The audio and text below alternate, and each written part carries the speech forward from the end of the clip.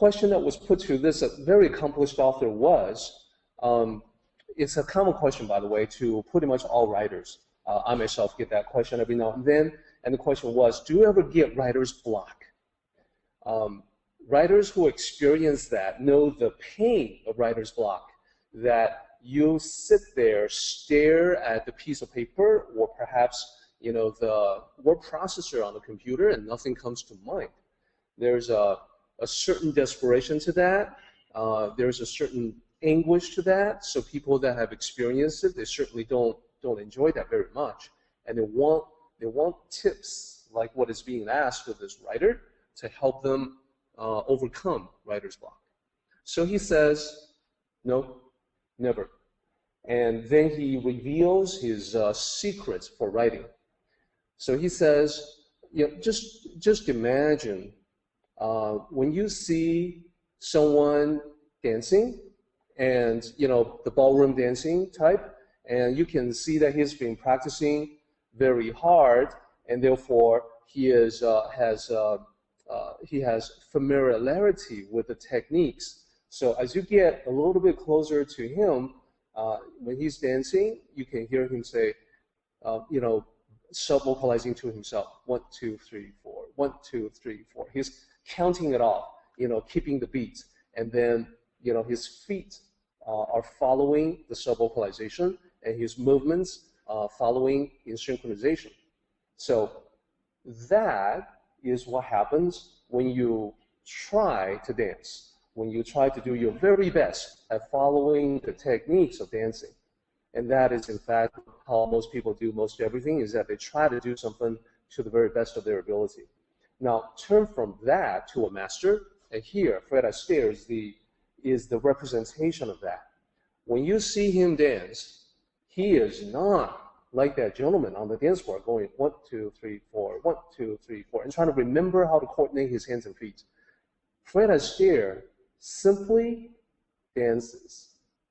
It's flowing from him. It is so much a part of him. He's not thinking about my hands go here, my feet go here, I tap here, I tap there. Oh, it's time to change. Okay, so it is the difference between trying to do something and simply doing it. For the writer, it is the difference between trying to write and simply writing. So, seems like a small distinction and yet so profound. Trying to write is what causes people to run into writer's block. Simply writing is what causes the writing to be as beautiful as the dancing by Fred Astaire. So I wanted to share that with everyone as our segue into our Dao topic today. Let me just take a moment to talk about the schedule, and then we'll take that break. Today is the 30th. We're about to go into chapter 21.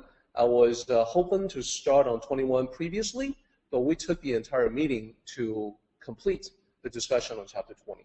So today we're going to do chapter 21, and I think we're actually not going to be able to finish chapter 21 today. So most likely we're going to continue on with 21 next Sunday, and then after that we're going to have a short meeting for the spring ritual. Spring ritual takes an extra hour to complete, so our meeting will be shortened by comparison, and that is when I ask my co-presenters to give me the time to explore some Dao topics. On April 20th, we're going to have a Dao conference for Dao initiates, and therefore there's not going to be an online meeting that day. And when we come back, we'll probably spend 2 weekends on chapter 22. And then there's going to be Mother's Day coming up right after that, and therefore no online meeting that day. So that is roughly the plan that we have going forward. So today, we've been going from chapter 1 onward, and today we have reached chapter 21. So what I like to do is what I normally do, which is that I begin by reading the chapter, beginning to end, and then I talk about the structure of the chapter, and then I divide it up into sections, and then we tackle it section by section, line by line, and character by character, as I mentioned. So for chapter 21, it goes like this. The appearance of great virtue follows only the Tao. The Tao as a thing seems indistinct, seems unclear. So unclear, so indistinct, within it, there is image. So indistinct, so unclear, within it, there is substance. So deep, so profound, within it, there is essence. Its essence is supremely real. Within it, there is faith. From ancient times to the present, its name never departs. To observe the source of all things. How do I know the nature of the source? With this. Okay, so right off the bat, I think it's most likely apparent to everyone that this is yet another one of the chapters that can benefit greatly from explanation, annotations, commentaries, and interpretation. So I will be sure to offer that in addition to the translation that you see here. So before we get into all of that, let's talk about the structure that should be apparent. So a lot of times what I advise people to do is that if you're looking at the Chinese, you can look for similar characters.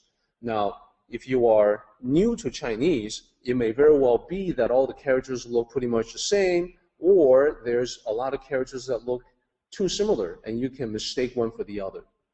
When that is the case, I would advise that you can also look at the English. That is, the goal of the translation that I have, that I've always had, is to be very accurate. So the same character in the original Chinese will map to the same words in English consistently every time. There will be no attempt to try to create some kind of poetry out of the original that was not in the original. Okay, so accuracy is very important to me, and the reason is simple. I want to be the person to showcase the original poetry and the original beauty, letting that shine through by being as accurate as I can. So, and you know, a lot of you may be wondering, well, isn't that the goal of every translation? And I would say, well, a lot of times the translator will basically inject their own poetry. And in that case, what they're doing is not translating, they're really writing poetry that has been inspired by the original. So rather than to give you my own writing, my own poetry, I want to give you what the ancient has written. I believe they are far wiser than me. I believe what they have written is far better than what I can come up with. After all, this ancient text has lasted for 2,500 years. You know, it's a certainty that my writing hasn't. So I want to preserve that as much as I can, and within this particular chapter, you will see that. So let me show you exactly what I mean. So immediately, I want to identify some characters that are repeated again and again throughout this entire chapter. So go to the next slide. So I have highlighted some characters in red, as you can see, and the characters that are highlighted, they all look the same.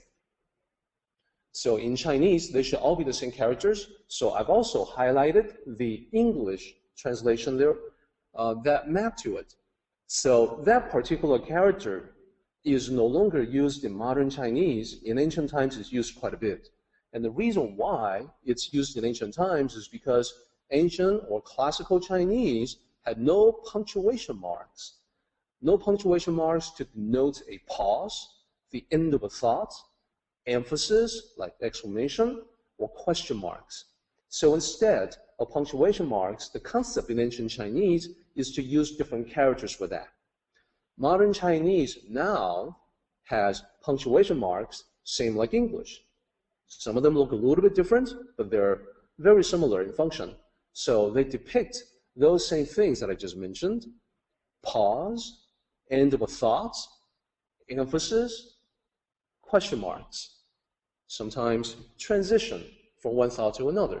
So that is the reason why many of these ancient or classical characters that used to serve that function are no longer used today.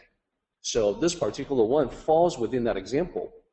It is used for emphasis, but in modern Chinese, you've got an exclamation mark that you can use, and therefore that ancient character, that ancient usage falls by the wayside. So in this case, you can see that I've translated that particular character as so. Later on, I'll have a slide that explains that you can also translate it as an exclamation mark or as the expression so very or simply very. That's how it's usually translated. It is to emphasize that particular thing, that adjective that follows that is being described. So it isn't just unclear, it is so unclear, so very unclear. It isn't just indistinct, it is so indistinct, or indistinct exclamation mark for emphasis. So that's what that is.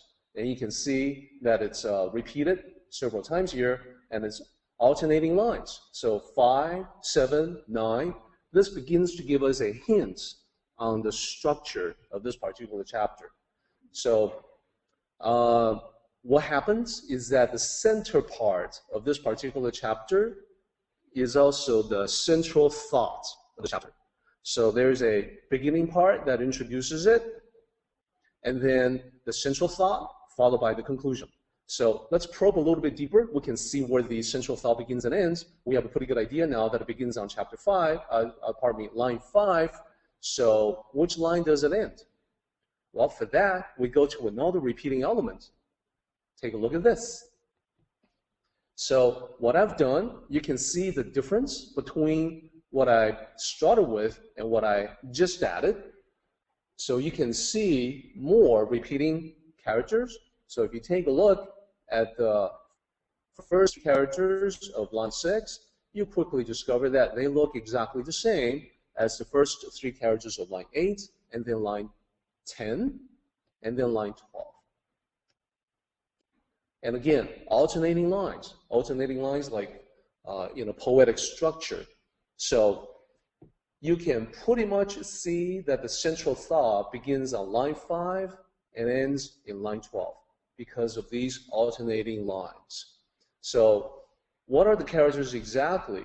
Well, you can see that I've also highlighted in red the English equivalent to that. Within it, there is.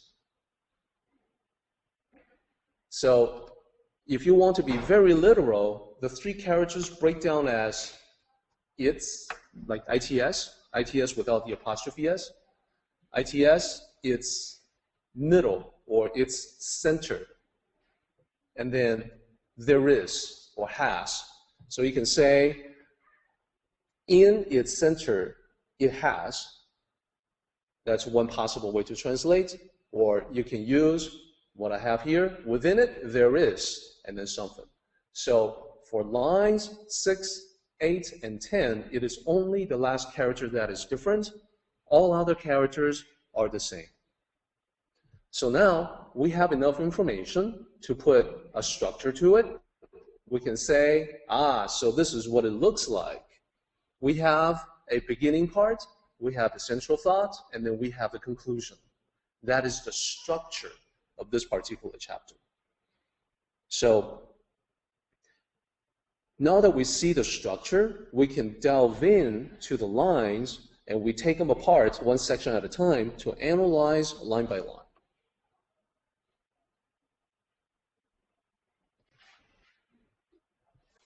So let's begin with the very first part, and you can tell that I've isolated lines 1 to 4 to zoom in on, to magnify, so to speak, so that we can discuss just these 4 lines.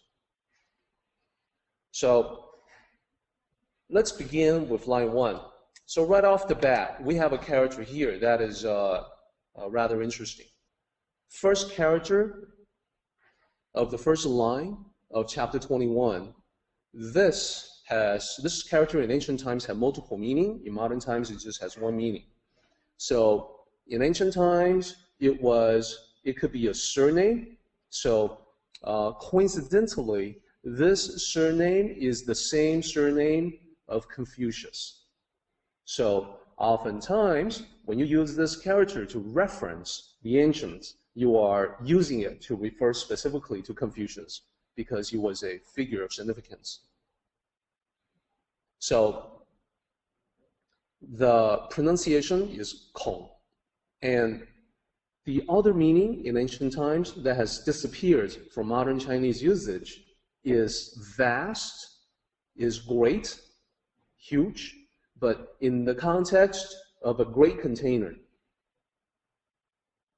So a great container is vast and empty and is able to contain many things. There are several different ways to express that same concept in the Tao. So the Tao itself is often described as something that is vast, limitless, beyond boundaries, infinite, and it can contain all things. So this is a character that is used to describe that. Then we have the second character is this is the middle character in Dao De Jing. So this means virtue. So here I mean to tell everyone, this is not something that you will hear often. So let me just reiterate it. When you see the Dao De Jing title, Dao De Jing translated as the way and its power, that's always done by someone who does not know ancient Chinese and has actually made a mistake. It doesn't really matter if that translated title has appeared in encyclopedia or scholarly resources. It is still inaccurate. The second character, it means virtue, and power, quote unquote, is a sub-meaning of the overall meaning of power, overall meaning of virtue. Virtue itself can have a certain power, inherent power, but the overall meaning is still virtue. It's not power. The reason why the way its power, the translated title, has gained popularity is because primarily that for no other reason than that it sounds good to translators and readers. And they want to then say to themselves, yeah, I want to find out more about the way and its power. I want to use that power for myself. So that's a shallow understanding. They do not realize that the power that is being implied is the power of virtue.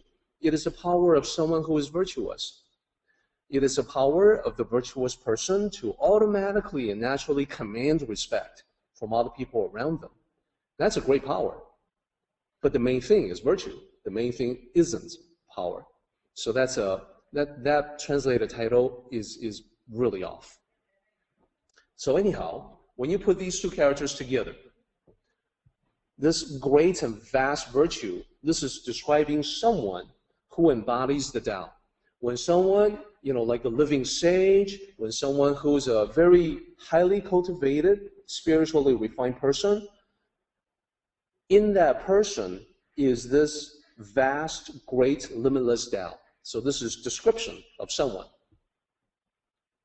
And then we have a character which just means apostrophe S, and a lot of times we translate it to of, OF, and then we reverse the order of the two sides of that to make it fit English syntax.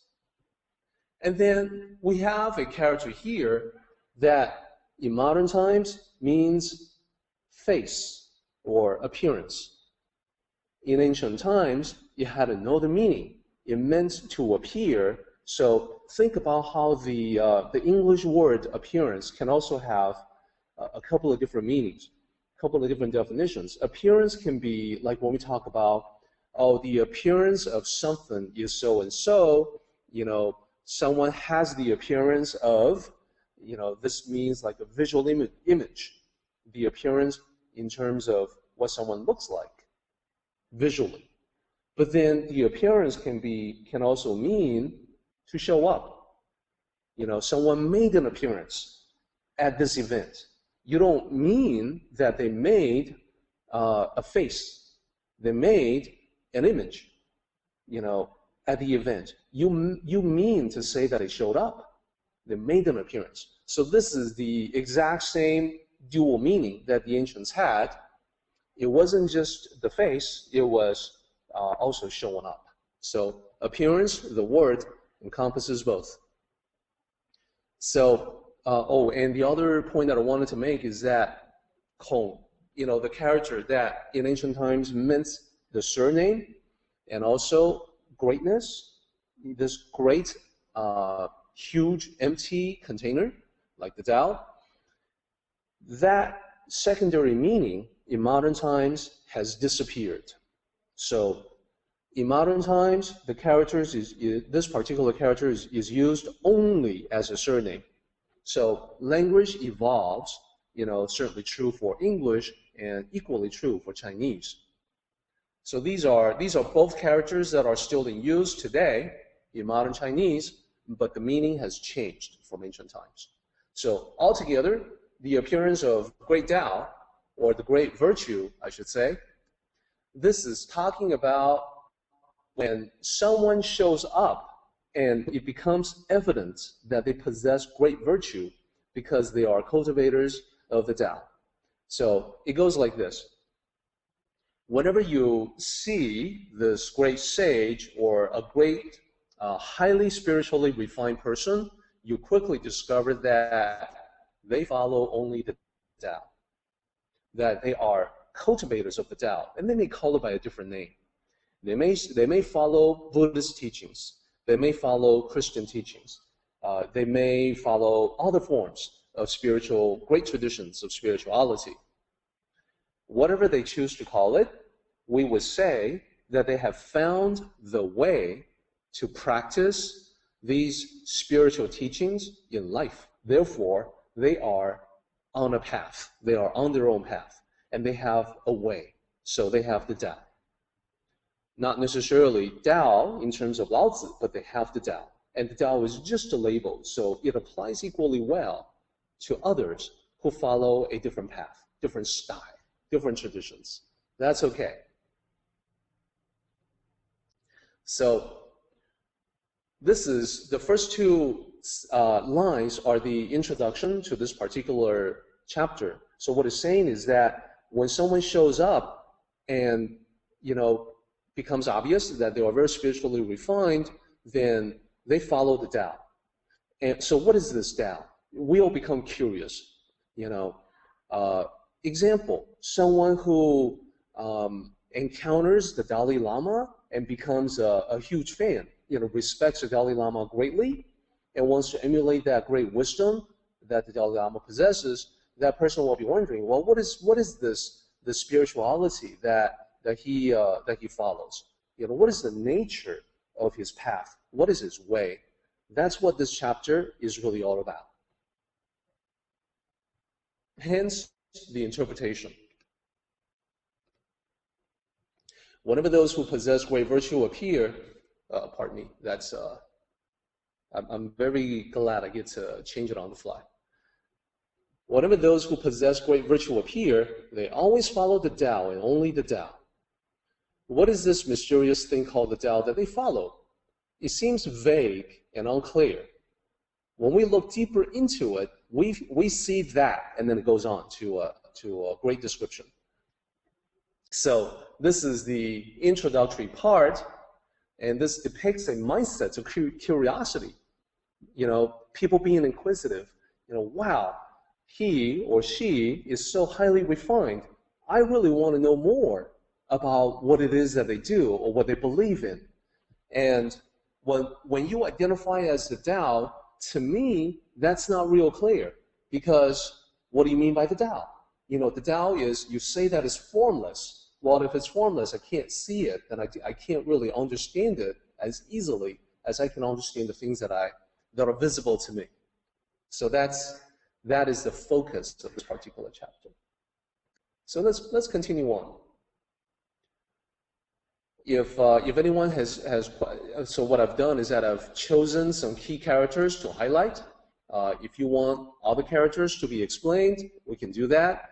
But you can just imagine that if we try to explain every single character, we would take a very long time, and not necessarily getting to the essence. So here I want to sort of emphasize another point. So I have identified some characters that are once again similar and recurring within this particular chapter, and I showed them with the divisions of the sections, as you can see. So that particular character, you see it in 4, you see it in 5, and then in 7. So every single time that it appears, it is mapped to the same thing, same word in English, indistinct. Another acceptable translation would be like blurry, something that you cannot see very well, something that is like out of focus. Okay, so here's the point. Whenever you have something like this in the original Chinese, my personal requirement for a translation to be acceptable is that everything that appears in Chinese appears the same way in English. So let me move on and show you what I mean. So keep this pattern in mind. You got 4, 5, 7. You got 3 lines that should be translated in a similar way. So let me show you an example of that. Now, the other repeating elements in 4, 5, 7 to notice, let me kind of play this back and forth. You can see what I mean. Here we have indistinct, indistinct, indistinct in the 3 lines. Then we have the other character that is also repeated in line 4, 5, and 7. And that's unclear, unclear, unclear. Okay? So you can see that whenever there's recurrence in the original, there's also recurrence in the translation. Okay, so this then becomes a very good way for you to figure out whether or not the translator actually knows ancient Chinese, is comfortable reading ancient Chinese, and knows what's in it. So here's a translation by a very noted scholar, D.C. Lau. So if you look at those particular lines, you see the repetition here, shadowy, indistinct, and then he's got indistinct and shadowy, which is the same order as the original Chinese. And then you've got, skipping one line, you've got a repetition of that, shadowy, indistinct, and therefore you've got, within that short section, you've got 2 lines that are exactly the same. So is that accurate? Well, indeed it is. If we take a look at the original Chinese, we see that you can see that line 4, and line 7 are very similar. You've got the same indistinct and unclear characters that are being repeated. Okay? So when you look at a translation, chapter 21 is a very good indicator to you, so you can tell whether or not the translator knows the original Chinese. If the original structure has been preserved, then you have faith that it's an accurate rendition. If not, then not so faithful. So now it's the other thing to point out though is that you can't necessarily render a complete judgment on the quality of a translation just by one section. There's going to be other elements that you need to consider. So as an example, you have already seen what line 1 means. Line 1 means, the appearance of great virtue, meaning someone. And here, in his every movement, a man of great virtue. So great virtue shows up, which is fine. However, notice that the original doesn't say a man. The original has nothing about the gender of the person who shows up practicing, demonstrating great virtue. So it's not really a man. This is something that's being added. And it's not Every movement is something that, again, has been injected by the translator. So by knowing the original Chinese, you suddenly gain this power to see the quality of translations. Okay, so moving on. So take a look at this. This is something that I have already mentioned. You've got repeating characters here quite a bit. You got 2 occurrences in line 5. You've got 2 occurrences in line 7. So in every case, it is the same thing. It means emphasis, and it can be translated as exclamation, so, so very, etc. So it doesn't really matter how you translate it, as long as you depict emphasis. So what is not so great is if the translator skips it completely. So for instance, if the translation is unclear and indistinct, and that's it, then there is a lack of emphasis here that just means that something from the original has been chopped away. And that actually happens quite a bit. Now, let's talk about the meaning. So the most important thing is always the meaning. Remember, the previous interpretation, whenever those who possess great virtue appear, they always follow the Tao, only the Tao. So what is this mysterious thing called the Tao that they follow? It seems vague and unclear. When we look deeper into it, we see that. Okay, now here's the interpretation to follow up on that. We see that it is so unclear and indistinct, but we can sense within it the patterns that underlie all of existence. We cannot see anything in it clearly, but we can sense within it the potential substance of everything. So let's map this back to the original Chinese.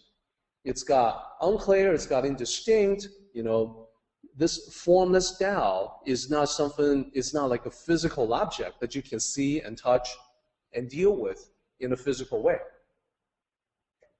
It's a concept, it's a force.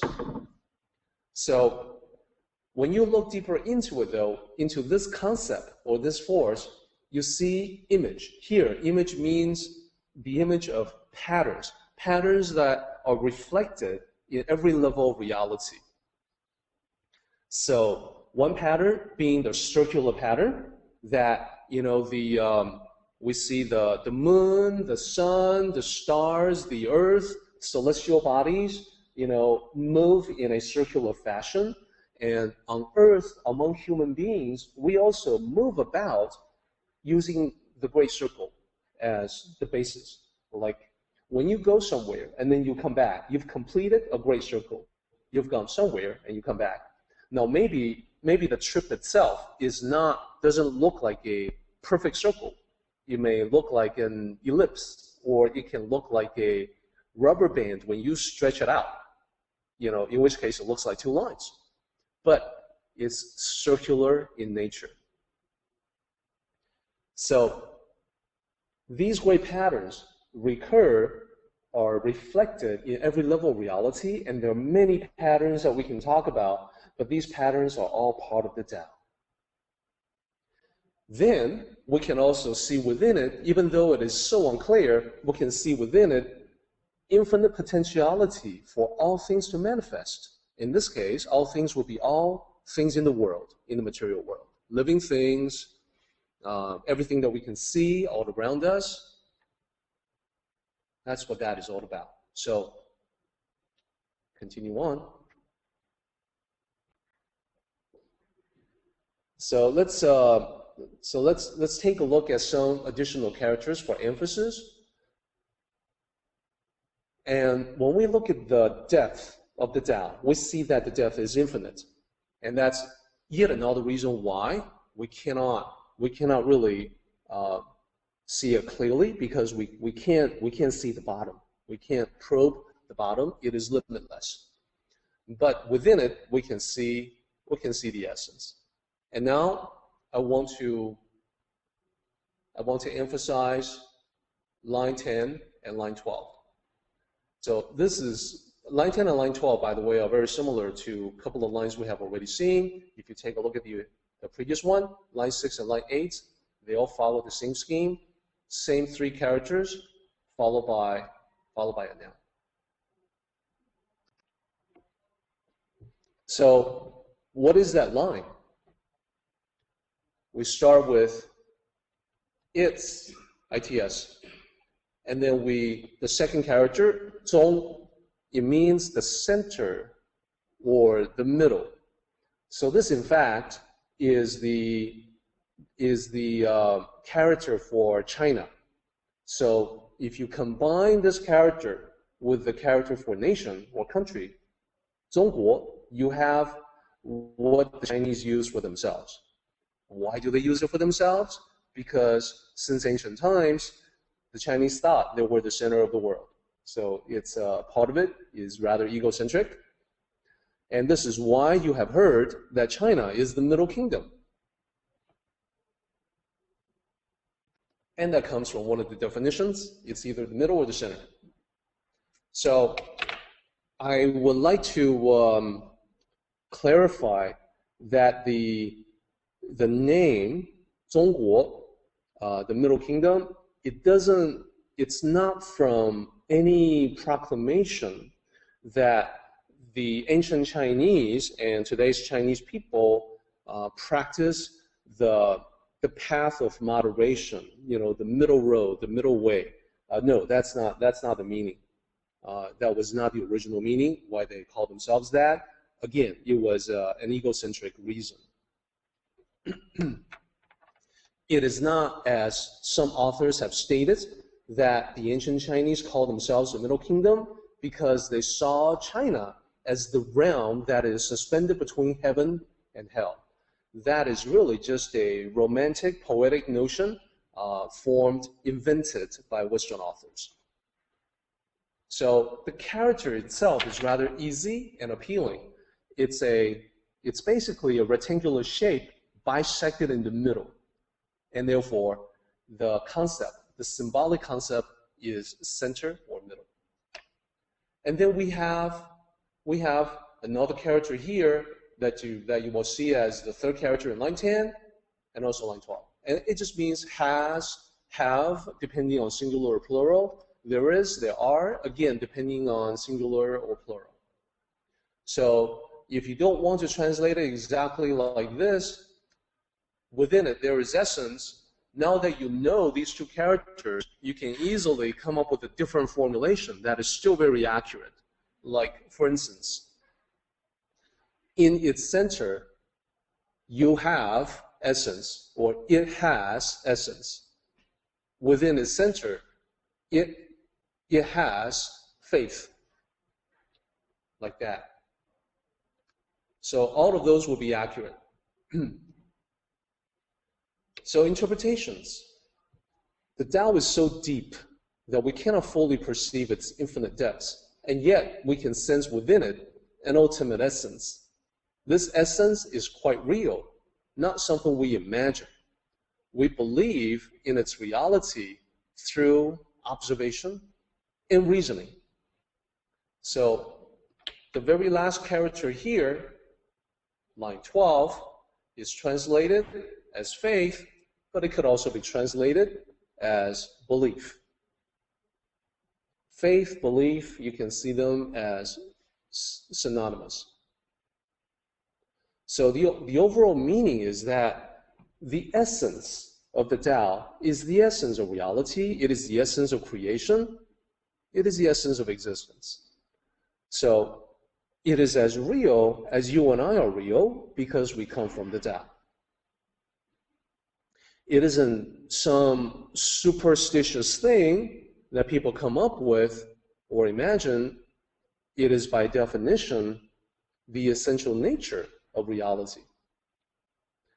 How do we know this? Well, we begin to talk about the justification for this, and a lot of it is through observation and reasoning. So let's see how that evolves.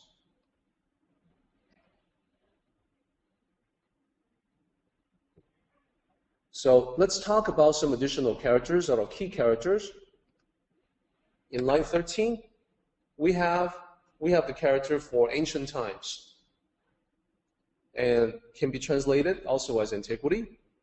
Then we have the character for now, which can be present or present day, modern times. So you could say from ancient times to modern times. That's a very accurate translation.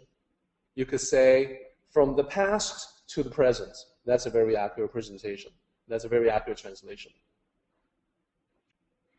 You can say from the distant past to the present moment. That would also be very accurate. So there's a range of different ways that you can render this line. As long as you cover the span of time from very long ago to now, you are accurate.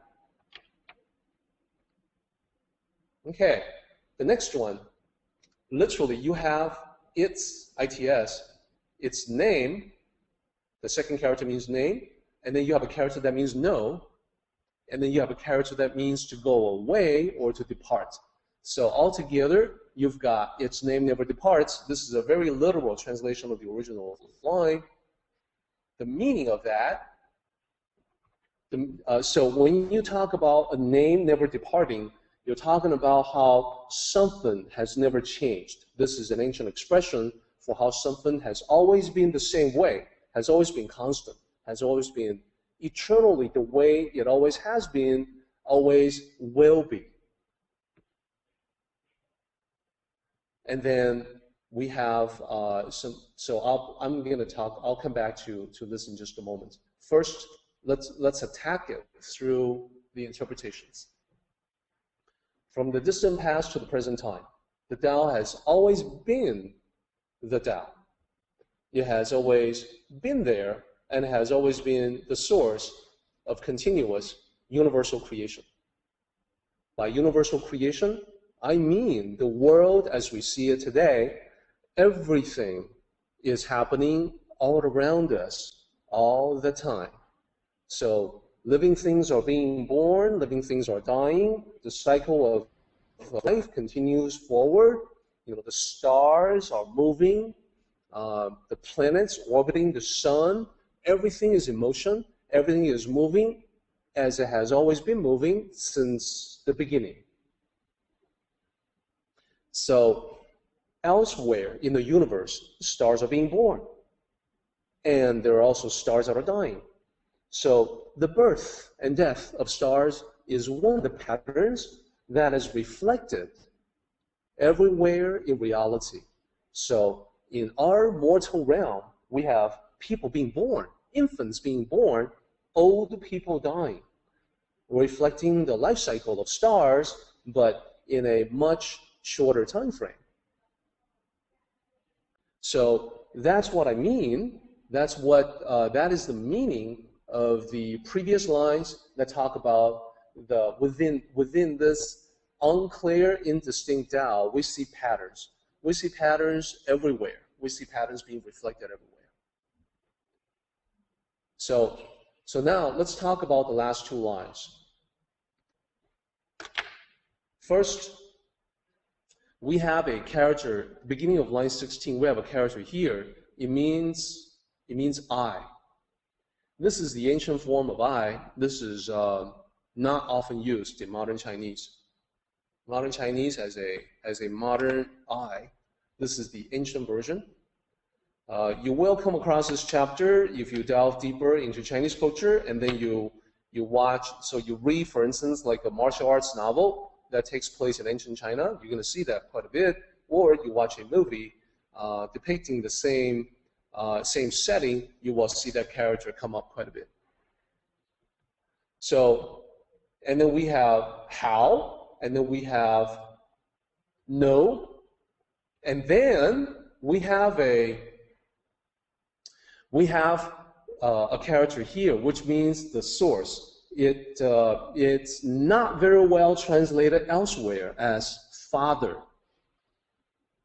but it really depicts exactly what it says here, the source.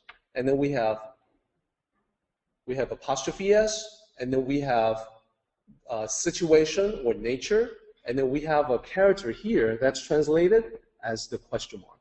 So remember, ancient Chinese, no punctuation marks. Use characters for question marks, and this is a question mark. So we have source, apostrophe S, nature. The source is nature. Well, it's better if we make it the nature of the source. So the first part of it is how can I know the nature of the source? So rearranging the words a little bit to respect English syntax, we have how do I know the nature of the source? So the last line can be very cryptic. It says, with this. This is a straight translation of the original Chinese. Only 2 characters in the original Chinese. Literally, with literally this. So anything, any translation that attempts to fill up the last line with additional characters would be an attempt by the translator to put in more than is actually there. I prefer to keep to the original, let the brevity and conciseness of the original come through, and then attend the explanation via interpretations. So what is that interpretation? Well, let's take a look. So how do I know all this? That's this part. How do I know all this? How can I be so sure? I know it with total certainty because my mind, my perceptions, my thoughts is the Tao within me. So consciousness, with this, how do I know this? Well, I know it because the Tao that is everywhere is reflected inside of me as well. It is in my heart. So I know it because I know it because I look within, because I turn the gaze inward to look at what is within. When I know what is within, I know what is external. So that's the overall chapter. So what we have done, I don't want to minimize what we have accomplished. We have actually gone from beginning to end in a very detailed fashion. So when you look at the overall chapter, I think it becomes a little bit clearer. So let's attempt a summary from beginning to end of this particular chapter. So, and we'll just like rephrase or paraphrase for ease of understanding. So when you take a look at chapter 21, what it says is that, well, when we see people who are highly refined spiritually, we see that they follow the Tao. So this Tao, it's intriguing, it's interesting, it's fascinating. What is it? What is it really? Well, it isn't so easy to understand because it's unclear. It's not something that we can point to. It's not something that we can hold in our hands. And yet, when we understand the concept, we see great patterns. We see patterns everywhere in the Tao, and it's reflected in the world all around us. We see the substance of creation. We see how everything comes from nothing, and that nothingness is the beginning point of everything. So substance comes out of the void, and that void is the Tao. And then there's the essence, and that essence is so real as you and me, and we can believe in it because it is within all of us. So, since ancient times, the Tao has always been the Tao.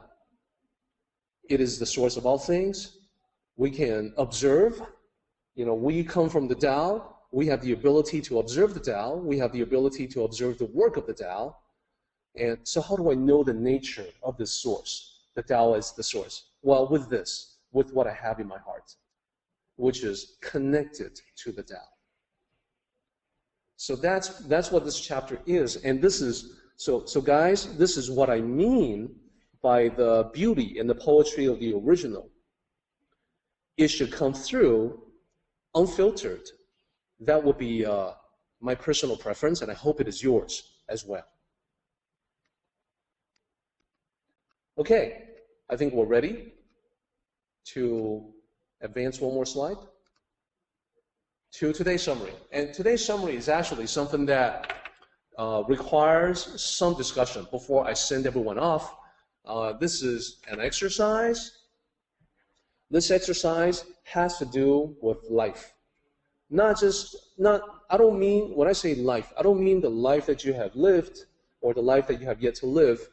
I mean life as in living things. I mean life as in biology. I mean life as life itself, the force of life, etc.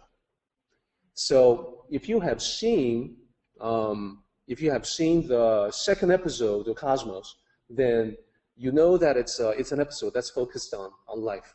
The beginning of life, Genesis, how life evolved, evolution, etc. Now, when it comes to the beginning of life, there's actually quite a bit of discussion, debates, controversy in our society, in that we have atheists, scientists who talk about evolution, and then we also have creationists. So, as you know, in this particular weekly lecture, we will not be taking sides. We will not be identifying one side or the other as being closer to the Tao. I would only offer to everyone to think about what the Tao is and how it can easily fit into both sides. So whether or not you personally subscribe to evolution or intelligent design, you have to always fall back to one fact, that the biology that has been designed or the biology that evolves, they have to be designed or they have to evolve in accordance with natural laws. Those natural laws will be simply the manifestation of the Tao. So whichever way you fall in that particular discussion, the Tao is always part of the picture. So now let's talk about this exercise. So number one, think about the Tao. Think about life as a manifestation of the Tao. So it seems to be the way of the world to provide abundant life, provide for abundant life. The nurturing of that, your life, my life, because life is a manifestation of the Tao, it has the characteristics of the Tao as well. So everything that we have talked about in this chapter apply to the Tao very well. So where this chapter talks about so indistinct, so unclear, well, we can apply that easily to the origin of life. That is something that we do not understand completely as of yet. So somehow, some way, the organic arose from the inorganic. So we know that once upon a time, the Earth, upon the early formation of the Earth, there was no life. It was inorganic. At some point after that, organic life appeared. How? Well, we don't really know. It's indistinct. Perhaps one day we will gain an understanding, but DNA molecule, that seems so miraculous. Whether you look at it from a religious perspective or a scientific perspective, it seems incredible. It seems, it's amazing. It's the basis of life. It is the basis. So when you talk about organic molecules that are capable of self-replication, well, how is that accomplished? Inorganic molecules cannot self-replicate. Why not? And how does it get from there? How does it get from one to the other? So that is unclear. Now, at the same time, even though it's unclear, we can see the patterns of life repeated all around us in everything. There's the patterns of, birth, growing up, maturing from, the newborn to the child, to eventually to adulthood, and then to old age, and then to death. That same pattern is being followed by all kinds of different living things all around us. So even though we cannot understand this force of life, within it we can see patterns. And that's exactly what we say about the Tao. We can't really understand that it's indistinct, and yet within it, we see all kinds of patterns. Then, even though by the same token, even though we cannot see anything clearly within the Tao, and we cannot see anything clearly within this overall concept called life, we can see how something emerges from nothing. That is, the void of the Tao gives rise to all living things. So you don't have to believe in anything spiritual or supernatural to subscribe to this. You only have to think about the fact that a living thing, like yourself, you come from somewhere. And you will say, yeah, I come from my parents. In turn, your parents came from somewhere, came from grandparents. Grandparents came from somewhere. They came from great-grandparents, etc. So this goes on to the beginning, to the dawn of humanity. Beyond that point, well, there weren't really any human beings on this planet. And before that, before the beginning of life, there wasn't any life at all. So think about where you are, where you were 100 years ago, before you were born, before the possibility of your birth manifested. So the you back then was the Tao. It was the nothingness of the Tao. Today, you are the somethingness of the Tao. That is how the Tao gives rise to all living things. It's how you've been given the gift of life from the Tao. So the last question, how does all this apply to me? That's what I've been adding when I go through this from beginning to end. I'd like to ask you to contemplate that. I'd like to ask you to go through every single line in this particular chapter. Think about life, apply life to that line, and then apply life to yourself. If you want extra credit, then think about the mind or consciousness. How did that come about? How does it apply to you? How does every single line in this chapter also apply to the consciousness that is within you? So remember, consciousness is not life. You can have many living things that do not have human level consciousness. You can have bacteria that doesn't have human level consciousness, and yet it has life. So consciousness that you possess, it's unique, it's different. It's not the same as life. How did it come about? What are the patterns? What is the essence? What is the creation of that consciousness? So big questions to think about, a lot of questions to think about. I'll leave it to you on that note, and let's go ahead and do the meeting ending ritual. 起立，面向佛堂，持甲三鞠躬，一鞠躬，再鞠躬，三鞠躬，持甲各位点传世一鞠躬，结班一鞠躬。Thanks everybody. A lot of thought.